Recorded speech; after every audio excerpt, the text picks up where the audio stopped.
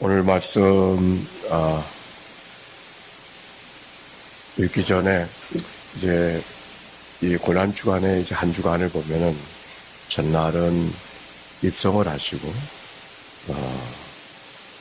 입성한 그 다음 날은 성전을 청결하시고 그 다음에는 과부의 두 렙돈을 성전 앞에서 예물을 드리는 것을 지켜보시고 격려하시고 그 다음 날은 한 여인이 시몬의 집에 왔을 때 향유를 부어서 예수님의 장사를 준비하는 그런 일이 있고 그 다음에는 수요일 날, 목요일 날은 예수님께서 세자들의 발을 씻기시고 그 6월절 만찬에 참여하시고 그리고 바로 그날 밤에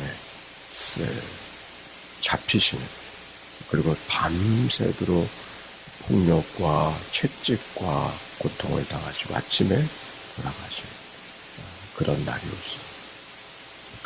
그래서 오늘이 바로 그 날입니다. 그런 마음으로 우리가 지나 교회에서는 내일 새벽에는 새벽 성찬을 하도록 그렇게 하겠습니다. 그리고 금요일 아침에 새벽을 돌아가시고 그리고 주일날 이제 3일 만에 살아나시는 그런 여정이 그렇게 진행이 되는 것을 기억하십시오. 자, 오늘의 말씀 아모스서 2장 말씀이죠. 봉독할까요? 여호와께서 이와 같이 말씀하시되 모압의 서너 가지 죄로 말미암아 내가 그 벌을 돌이키지 아니하리니 이는 그가 에돔 왕의 뼈를 불살라 채를 만들었음이라. 내가 모압에 불을 보내리니 그리어 궁궐들을 사르리라. 모압이 요란함과 외침과 나팔 소리 중에서 죽을 것이라. 내가 그 중에서 재판장을 말하며 지도자를 그와 함께 죽이더라. 여호와께서 말씀하시니라.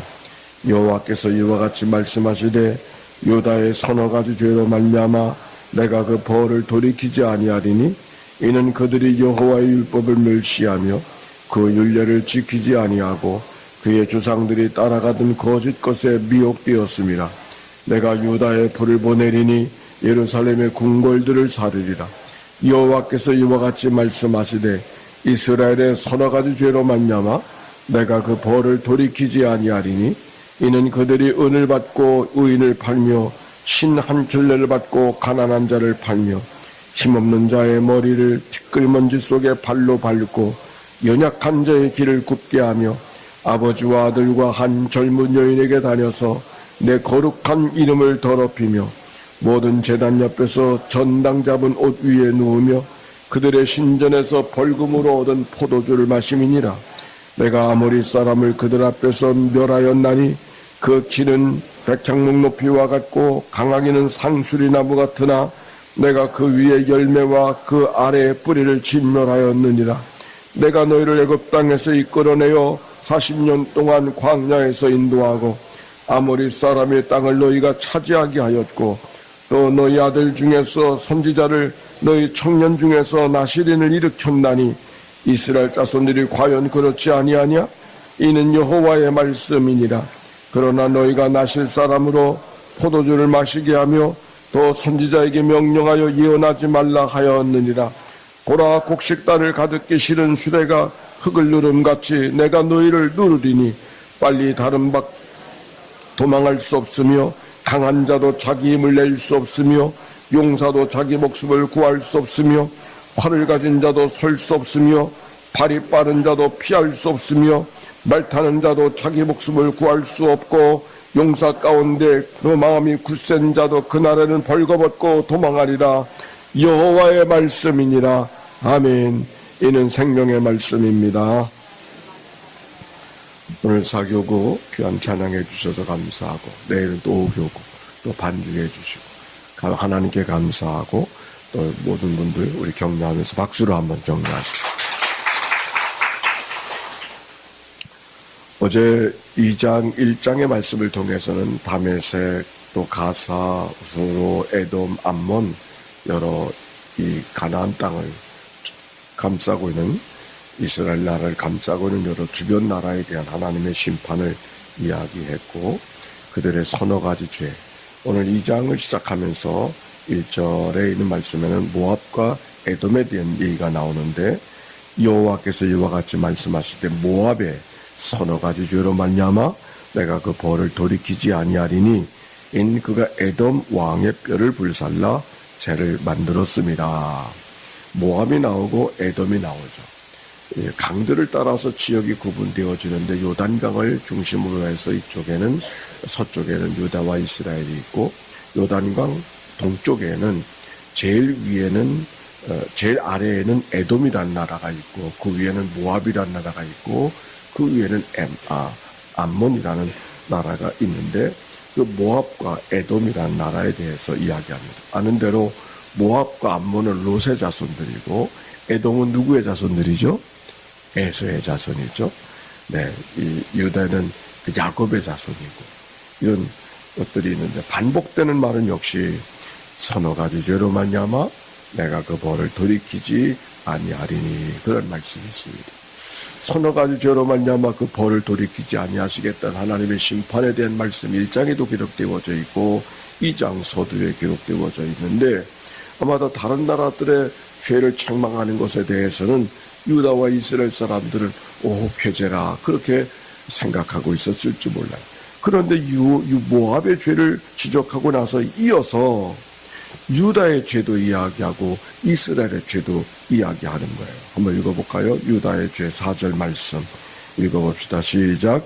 여호와께서 이와 같이 말씀하시되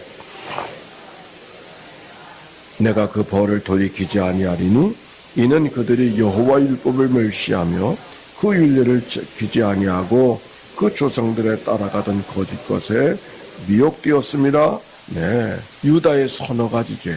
사실 생각해보면 그 서너 가지 죄가 다른 이방인들의 죄와는 좀 질적으로 다르잖아요. 다른 이방인들도 서너 가지 죄를 지적하고 있지만 그 서너 가지 죄는 영토를 확장한다고 해서 여인의 배를 갈라 죽였다든지, 칼을 들고 형제의 분을 뿜고 관용하지 못했다든지, 전쟁 포로를 인신매매했다든지, 에돔 왕의 뼈를 불살라 죄를 만들었다든지, 죄가 그런 죄들인데, 유다의 서너 가지 죄를 지적하면서 어떤 죄를 말해요? 율법을 무시하고 율례를 지키지 아니하고 조상 따라가던 거짓 것에 미혹되었다. 그렇게 이야기하고 있어요. 6절에 보니까 이스라엘의 죄도 이야기하는데 또 한번 읽어봅시다. 시작. 여호와께서 이와 같이 말씀하시되 이스라엘의 서너 가지 죄로 말미암아 내가 그 벌을 돌이키지 아니하리니 이는 그들이 은을 받고 의인을 팔며 신 한 켤레를 받고 가난한 자를 계속 힘없는 자의 머리를 티끌먼지 속에 발로 밟고 연약한 자의 길을 굽게 하며 아버지와 아들이 한 젊은이에게 다녀서 내 거룩한 이름을 더럽히며, 내 8절에도 그런 말씀이 기록이 되어져 있어요. 신 한 켤레를 밟고 가난한 자를 팔며, 즉 가난한 자를 업수히 여기고 약한 자들을 존중해주지 않는, 인권을 존중해주지 않는 일들에 대해서 지적하고 있으면서 그것을 서너 가지 죄다 이렇게 이야기했어요. 죄는 질적으로 다른 것 같은데 하나님이 죄라고 묻고 책망하는 건 똑같으니, 5달란트 받은 사람이나 2달란트 받은 사람이나 1달란트 받은 사람이 다 하나님 앞에서는 작은 것이었듯이 그들의 죄는 모양이 다른데 다 하나님 앞에 서너 가지 죄, 한두 가지 죄가 아니라는 이 책망을 받고 있는 이 이야기 속에 누가 나았다 말할 수 없는, 누가 더하다 말할 수 없는 그런 하나님 앞에 책망거리가 있는 것을 발견하게 됩니다. 자, 이 말씀 속에 우리가 무엇을 생각해야 될까요? 모든 죄에 대해서 하나님은 아주 예민하게 반응하신다고 하는 것이고, 그 모든 죄는 하나님께 대한 죄라고 하는 것이죠. 사실 이들이 생각했던 거, 가난한 자들 신한 켤레를 받고 가난한 자들을 팔고 힘 없는 자들의 머리를 티끌 속에 발로 밟고, 이거는 사람들에게 행하는 거잖아요. 사람들에게. 근데 사람들에게 행한 것을 하나님께서 너희들끼리 좀 사이좋게 지내라, 존중하고 서로 인권을 인정해주라, 이렇게 말하지 아니하고 하나님께 죄를 범하는 걸로 말씀하고 있다고 하는 이야기죠. 사람들에게 대한 것이 다 하나님께 대한 것입니다. 출애굽하는 이스라엘 백성들에게 모세와 다투는 이야기를 너희들이 왜 이렇게 다투냐고 하나님이 책망하지 않고 모세와 다투는 걸 하나님이 당신과 다투는 것으로 책망하고 있었던 이야기를 읽어갈 수 있는 것입니다. 이 말씀을 생각해 보니까 광야 40년에 대한 묵상을 나누었던 이야기가 기억납니다. 광야 40년, 우리들에게는 광야 속의 백성들이 얼마나 고단했을까? 그것이 우리들의 광야 40년을 바라보는 관점이지만, 그런데 다시 읽혀지는 것은 그 광야 40년이 하나님께는 얼마나 큰 부끄러움이었었을까? 왜? 자기 백성도 구원해내지 못한 하나님, 질질 시간 끌면서 쉽게 갖다 놓으시지 아니하고 시간 끌고 있는 그 얘기 속에 하나님이 얼마나 부끄러운 시간이었을까? 금송아지 사건이 있은 다음에 모세가 이렇게 하나님 앞에 기도하잖아요. 하나님이 저들을 진멸하고 심판하겠다고 이야기하니까 하나님 그렇게 하면 제발 그렇게 하지 마십시오. 만약 그렇게 한다면 다른 백성들이 하나님을 뭐라고 이야기하겠습니까? 잡아 그들을 해방시켜준다고 해놓고 결국 광야에서 잡아 죽인 것밖에 안 되는 그런 하나님이 얼마나 치욕거리가 되겠어요. 제발 그렇게 하면 안 됩니다. 모세가 그렇게 기도했어요. 광야 40년은 그저 고단한 백성들이 얼마나 고단한 세월을 지냈을까? 이건 우리의 관점이지만 하나님께는 자기 백성들을 구원한다고 꺼집어내서는 쉽게 그곳으로 인도하지 못하고 광야 40년 동안이나 하나님의 부끄러움의 시간이었구나. 똑같은 사실이 예수님의 십자가 속에 있죠. 우리에게는 일반적으로 십자가 그러면 나를 구원해 주신 구속의 은혜, 죄 가운데 죽을 수밖에 없는 우리들을 하나님께서 구원해 주셨구나 하는 하나님의 은총의 사랑의 상징으로서 십자가를 바라보지만, 하나님께는 당신 아들을 사람의 손에 죽여야 되는, 아니 인간의 문제들을 해결하기 위해서 당신이 창조한 인간의 문제를 해결하기 위해서 그들을 구원하기 위해서 하나님의 힘 없음, 하나님의 무능함 드러내는 표가 십자가예요. 하나님이 오죽 힘이 없으면 당신 아들을 십자가에 못 박아 죽기까지 하셔야 되겠는가? 하나님의 부끄러움. 히브리서 12장 2절에 이런 말씀이 있습니다. 믿음의 주여 또 온전케 하신 이인 예수를 바라보자. 그는 그 앞에 있는 기쁨을 위하여 십자가를 참으사 부끄러움을 개의치 아니하시더니. 광야 40년이 하나님의 부끄러움을 견디는 사건이었다고 하는. 아니, 부끄러움은 왜? 그렇게 하지 않으면 이 백성들이 하나님을 바로 섬길 것 같지 않으니까 뼈에 새겨진 고난을 통해서 그 백성들이 하나님이 어떤 분인 것을 기억하게 하시기 위한, 아마도 쉽게 그들이 가나안 땅에 갔으면 아마 지금 이스라엘 백성들이 남아날 수 있었을까? 그러나 대를 물려가면서 뼈에 새겨지는 믿음의 경험이 나라 없이 언어 없이 왕 없이 살아도 하나님을 잊어버리지 않을 수 있었던 믿음의 삶이 되어졌던 거죠. 마찬가지로 예수 그리스도 당신의 아들을 십자가 못 박아 죽는 이 참혹한 사건이 아니어서 하나님이 우리를 구원해 주셨다고 하는 그 은총의 은혜를 기억할 것 같지 않으니까 당신의 아들을 십자가에 죽이시는 은총의 사건을 통해서 우리의 죄의 문제를 해결해 주시는 하나님의 구원의 은혜가 십자가 속에 있음을 깨닫게 되는 것이죠. 오늘도 십자가를 바라볼 때마다 하나님의 그 은혜, 우리의 죄가 얼마나 참혹했으면 당신이 그 아들을 십자가에 매 걸고 죽이시기까지 값을 치러야 되었는가 기억합니다.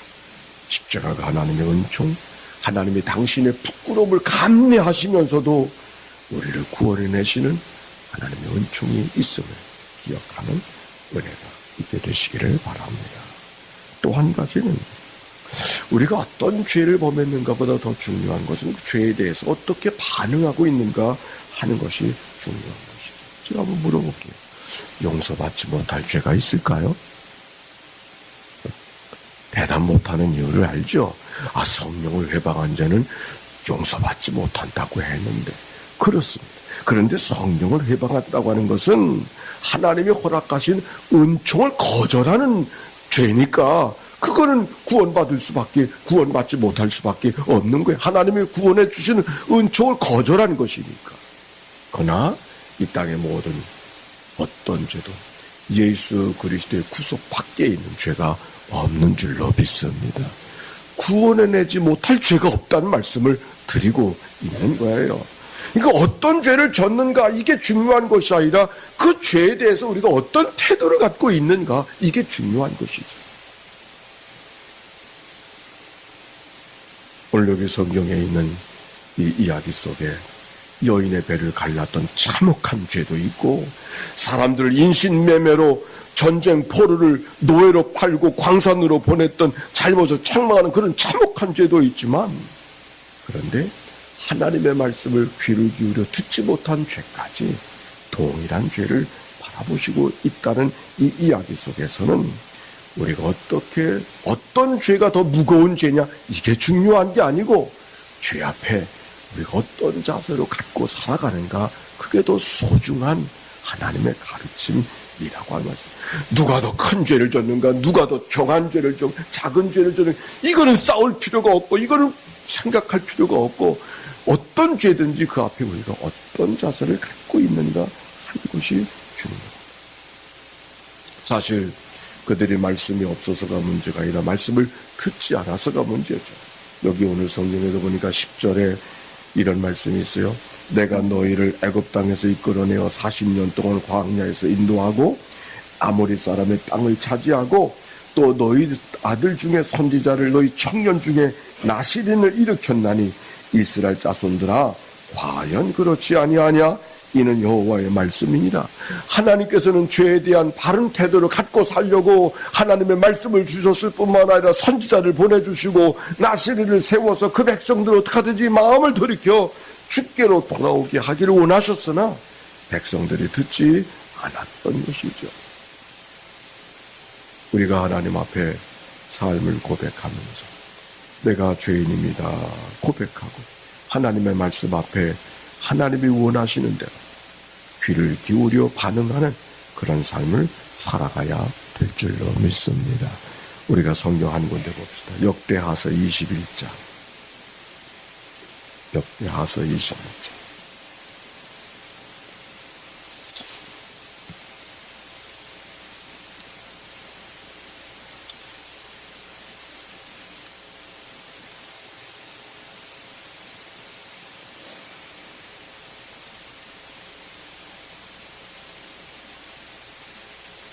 역대하서 잘못 찾았어요. 역대상서 21장. 상서로 가세요. 역대상서 21장. 거기는 어떤 말씀이 기록이 되어졌냐면 다윗이 왕의 말년에 나라의 군인이 얼마나 되나 인구조사를 했어요. 인구조사, 센서스. 그 조사는 사실 내가 다스리던 나라의 국력이 얼마나 되는가, 이거를 조사한 거예요. 그런데 하나님이 그걸 책망하셨어요.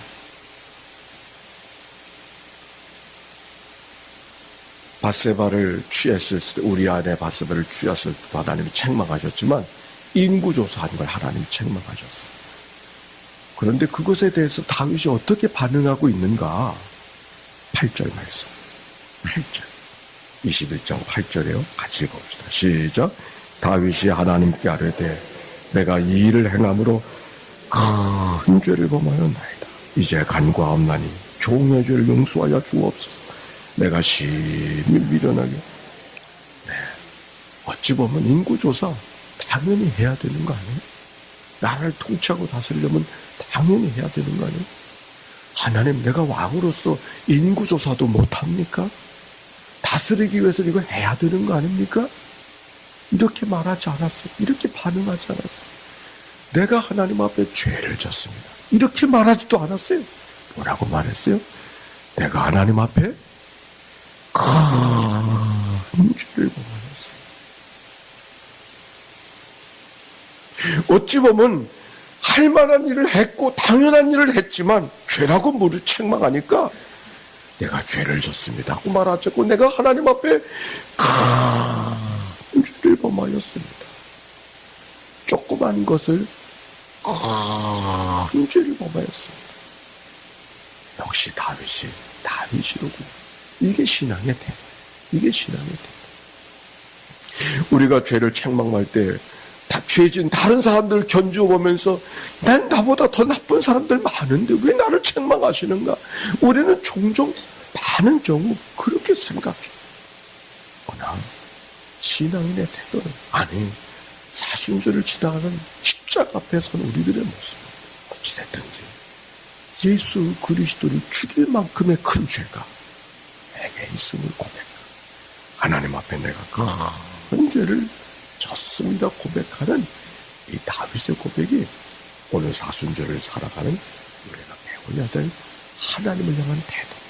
어떤 죄가 큰 죄냐 어떤 죄가 작은 죄냐 그렇게 중요한 것이 아니라 하나님을 향하여서 죄를 고백하는 겸비하게 주님 앞에 나아가는 자세가 하나님이 우리들에게 원하는 자세인 것을 기억하고 오늘 특별히 예수님이 십자가에 못 박아 죽으시는 바로 이 날, 잡히시는 이날 그 은혜가 우리들의 심령 속에 있어서 사순절 주의 고난과 함께 동참하는 귀한 은혜가 우리 모두 가운데 있게 되시기를 주의 이름으로 축원합니다. 자비로우신 하나님,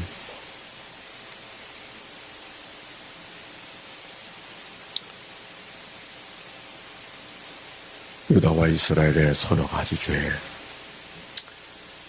다른 이방인의 백성들과 비교해서는 참 죄같지도 않은 죄들이 하나님의 똑같은 책망을 받고 있는 것을 발견하면서 우리가 어떤 자세로 이 땅을 살아가야 될 것인가를 돌이켜보게 해주시오니 참으로 감사를 드리옵나이다.